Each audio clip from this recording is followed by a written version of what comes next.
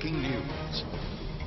That breaking news in Jax Beach, where neighbors tell Action News Jax a man killed overnight is a father of three. Just 35 minutes ago, we learned the man is 28-year-old Jake Hall.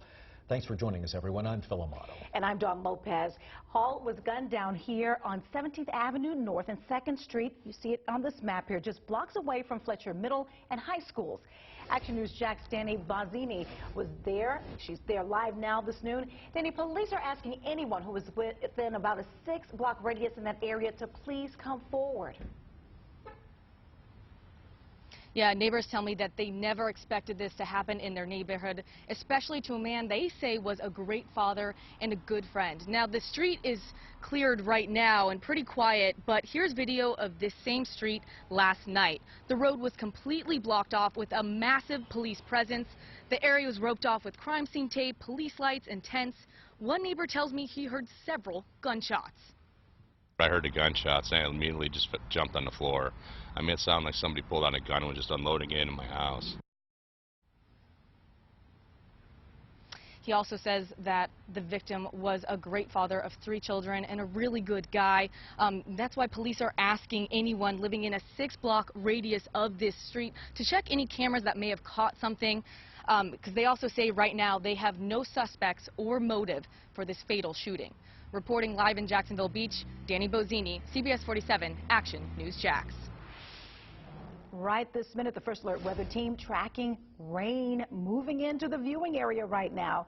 First Alert Doppler HD showing you the rain creeping towards West Jacksonville as we speak. There it is. First Alert meteorologist Garrett Beanbaugh here now. Garrett, another wet afternoon ahead of us. Yeah, tracking just some moderate showers here. Had those mostly cloudy skies early on, so really suppressing some of our instability to limit the thunderstorm potential today. But we are going to be tracking some heavy downpours here on 5-speed First Alert Doppler HD already in the area right now. And you can see they're kind of just blossoming up here as I get into view there. You can see street level mapping here across Duval County is showing those heavier downpours pushing off from south to north on the west side there near, say, Baldwin.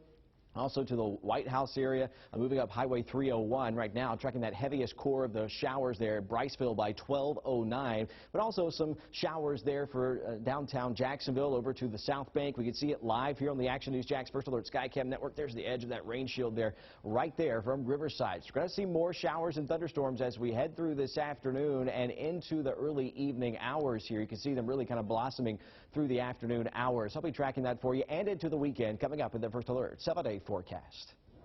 New at noon, a Fernandina Beach man is facing charges for allegedly threatening to kill a Yulie high school student. This is Tristan Cook, a former student, and deputies say he threatened to shoot and kill a student on Wednesday. He's the second local man arrested this week for a similar threat. Action News Jax is working to learn how officers are handling these threats this school year. That story tonight, right here on CBS 47 at 5. The push for a new tax to help upgrade the older schools in Clay County is delayed, at least for now. Action News Jax told you last night at 10 when a judge agreed with city commissioners to delay a tax vote.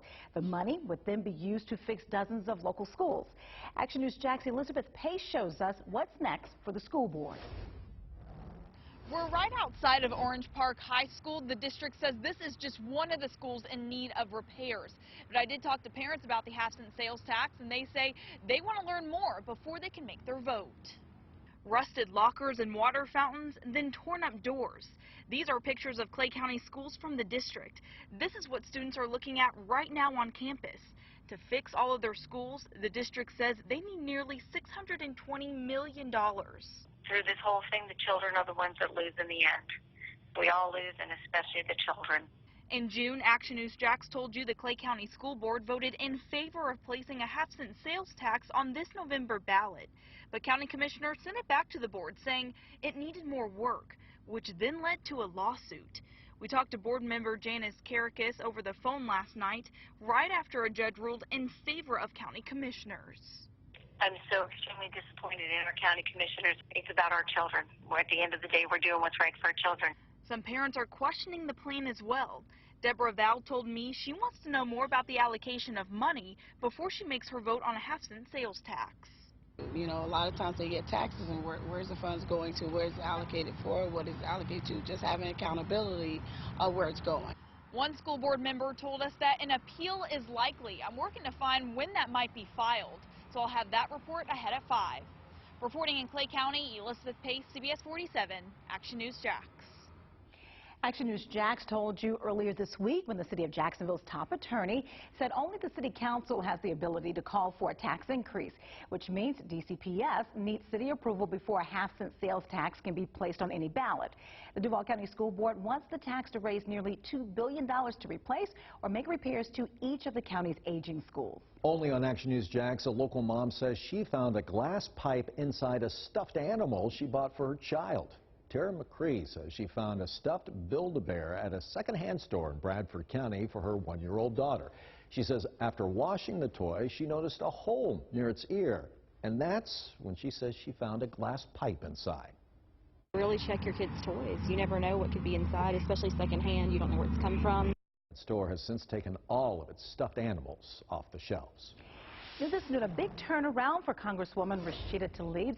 We brought you breaking news on Action News Jax this morning when she was granted permission to enter Israel. Well, now she's backing out of that visit to her family, saying conditions in the West Bank are oppressive and meant to humiliate her.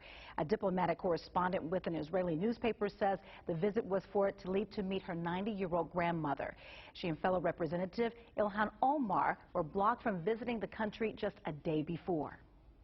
Right now, New York City police are looking for the man who placed these 2 empty pressure cookers in a subway station. These devices caused the transit authority to reroute subway lines and evacuate the Fulton Street station. Police originally thought that these were pressure cookers. They're actually rice cookers, which have been used in a number of cases of explosives. Police say that a person of interest was caught on camera. He places the pressure cooker on the upper level and then on the lower level. So there's a person of interest. Obviously, we'd like to speak to this person. And a third rice cooker was also found next to some trash, and that device was also cleared. Today, a Clay County community is mourning the death of a local student. Last night, friends and family of Megan Hauser held a vigil in her honor. The 18-year-old was hit and killed Wednesday night while crossing the street to meet her ride home from work. Family believes the driver was distracted. Seeing her in that hospital bed is probably the hardest thing that I've ever had to deal with in my life. That wasn't Megan. Action News Jax has reached out to FHP for the latest on the investigation. We're working to learn if the driver is cooperating and if they expect charges. Covering Camden County now, where the community plans to rally in support of a man who was shot and killed by a police officer more than a year ago. This is video of a past protest. Neighbors are asking for dash cam video of the shooting to be released. That protest is planned for outside the Kingsland Welcome Center from 9 a.m. tomorrow until noon. Action News Jax has been covering the backlash over Tony Greene's death since last June. Former Kingsland police officer Zachariah Presley, seen on the left here, shot and killed him. Family members say that Greene was actually running away when he was shot. And now Presley is facing charges for voluntary manslaughter. His trial is set to begin September 30th. Right now he's free on bond with a nightly curfew. Local elementary schools are back in school this noon after a broken air conditioning system forced the school to close. Action News Jax told you Wednesday when Clay County Superintendent Addison Davis said that the AC went out at Oakley Village Elementary School. The district says the air is now fixed and classes are back to normal. Some local counties are short on crossing guards a week into the new school year. Nassau County says it needs to hire crossing guards in the Yulie area. In Clay, the sheriff's office says it's trying to fill 5 positions there. The St. Johns County Sheriff's Office says it's looking to hire 2 more to have as backups. Action News Jax is still waiting to hear back from the Jacksonville Sheriff's Office. Salaries vary by county from $9.62 to upwards of $15 an hour. On Monday, the Clay County community will come together for a fallen Clay County deputy 1 year after his death. Deputy Ben Zerbil was hit and killed, we told you, in a crash while on duty last August. To mark 1 year since his death, there will be a wreath-laying ceremony in his honor. Action News Jax told you Wednesday night about a driver involved in this crash that was cited for a right-of-way violation. Court records show the driver failed to stop for oncoming traffic. That driver is now charged with a $164 fine. Next year, the entire state of Georgia will have a new way of voting for their elected officials. On Thursday, a judge ordered the state to stop using outdated voting machines after this year. The fight over the system comes from advocates who say the technology from 2002 is vulnerable to hacking. Action News Jax told you last week the state spent $100 million to buy the new machines. They're expected to be in place by the March primary. The Jacksonville Sheriff's Office needs your help identifying a body found in the woods. This is a drawing of what the victim is believed to have looked like. He's a white man between the ages of 33 and 42. He had black hair and was 5 feet 9 inches tall. The badly decomposed body was found off Interstate Center Drive. If you have any information, you're asked to call JSO. Right now, one-of-a-kind artwork from UNF students is up for auction. So these sculptures were on display out at Jacksonville Beach, but now they can be on display at your home or office. The proceeds from each sale will support the UNF Sculpture Program. And you'll find a link to the auction online at actionnewsjax.com. It ends on the 30th. And from the Action News Jax First Alert Weather Center, I'm meteorologist Garrett Beaton, tracking clouds and rain on the increase as we head through this afternoon and for portions of your weekend. Timing it out hour by hour in your Action News Jax First Alert 7-day forecast. Online shopping may get a little more expensive. Next at noon, the proposed change that could have you paying a little more for each online purchase. Plus, it's a major change to your football tailgate, which could open the doors to some major changes downtown. How the removal of the Hart Bridge ramps is expected to spur a construction boom. What to watch, brought to you by Ashley Home Store.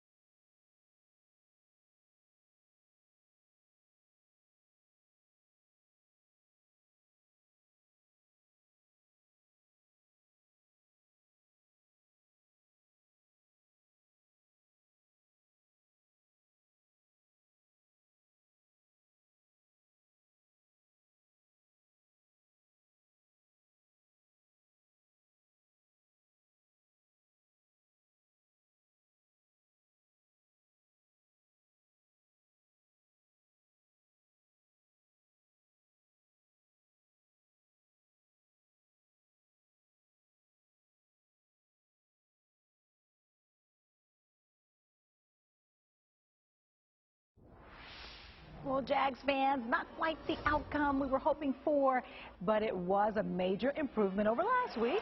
The Jags came up a little short last night against the Philadelphia Eagles in the first home game for the preseason so far. Now, last night's game was also the first home tailgate of the season for Jags fans, but it's also the last season for a very popular pregame spot. It certainly is. As Action News Jax' Alicia Tarancon shows us, the removal of the Hart Bridge ramps will open some new doors to developing downtown. It's a little quiet over here at Hemming Park, but come tomorrow, there's going to be more than 20 vendors serving up more than 50 different types of tacos for the first ever Jack's Taco Fest. Margaritas, music, and of course, tacos. That's what the city of Jacksonville says you can expect for the first ever Jack's Taco Fest in downtown Jacksonville. We've been working with the organizers for months, planning this event, and really excited. Damian Robinson, the director of office administration with Hemming Park, says over the past 5 years, they've been trying to spread the word about events taking place in downtown. There is a perception that downtown wasn't safe, or there's nothing to do, when in fact there's tons of things to do. Those events will have to deal with nearby construction once football season ends. I reached out to the city and they tell me that's when work will begin on the Hart Bridge ramps. That will clear the way for the shipyards and a new entertainment complex at Lot J. Action News Jax first reported in July that Welcome to Rockville is moving to Daytona Beach because of the construction, but the city says they are doing a number of things to encourage more events. One thing is investing in parks downtown that can provide space for events. Robinson tells me one thing people may not realize is that Hemming Park, where Taco Fest is being held, is also a venue. We have the opportunity to work with different organizations, mission groups, lots of church groups that may want to hold their event and host their event here. And coming up at 5, this local food truck vendor shares how this new event is helping to create a more diverse Jacksonville. Reporting in South Point, Alicia Tarrant-Kahn, CBS47, Action News Jax. Covering St. Johns County now, where the county will let developers build on some land near a nature preserve. Action News Jax has been telling you about the pushback from the community there against a plan to build on a section of land known as the Outpost. It's part of a nature preserve in Ponte Vedra. A crowd of neighbors came together on Thursday to voice their opinions on the plan. Many hope to stop development. There's no possible way to build 66 homes and be environmentally friendly. No. We believe that we have taken the steps to be able to peacefully coexist with Guana next to us just as they have. Thursday's meeting was the first of many on the issue. New this noon, the sloth exhibit at the St. Augustine Alligator Farm is now officially open. I so want to go. The new habitat is home to the farm's newest resident, Teddy and Grizzly. The new exhibit will include your regular zoo admission price. Plastic contamination is a popular topic right now across the country, and now scientists say that they've recorded microplastics in rain. Researchers from the U.S. Department of Interior found plastic in 90% of samples taken recently in Colorado. It was mostly in fiber form and blue in color. The same thing has also been found in France and on remote islands. Still unclear, though, where this plastic is coming from. Get your resumes ready. The First Coast Leadership Foundation is launching its second Work Your Dream Job Fair. There will be an array of employment opportunities, job training, and education. It's happening right now until 1:30 this afternoon at the Wells Fargo on Main Street. Now certified Jacksonville's most accurate weather forecast. Action News Jax First Alert Weather. Our First Alert meteorologist Garrett Beadenwall seeing some clouds and rain here on the satellite and visible imagery there with the clouds and rain there on First Alert Doppler HD. A lot of moisture off in the Gulf of Mexico, so a steady feed of that as we head through today and into the weekend. You see some of those darkening clouds with a passing shower looking off to the northeast of downtown Jacksonville there on the Action News Jax First Alert Skycam network with some peaks of sunshine, so that'll allow for some heating here this afternoon. In the mid to upper 80s is where we'll be for our highs, but you can see kind of a counterclockwise swirl there. There's a mid and upper level disturbance that's kind of helping to ignite these showers, especially where we're still seeing cloud cover here this morning or this afternoon now. You can see there's Baldwin, Highway 301, Briceville, I-10 there in western Duval County, seeing about 0.21 inch per hour rainfall rates. Right up there in the yellow, dark orange is about a ½ inch per hour rainfall rate there near Otis Road. But you can see there's downtown Jacksonville, that shower we were just showing you there on the First Alert Skycam network, now crossing the Dames Point Bridge into northwestern Nassau County too. Coleraine by 1227, Mays Bluff by about 1239. Also into Lake City, we'll see some showers here today where our Action Sports Jax crew is there live on ESPN 690 at 3 o'clock for the game of the week.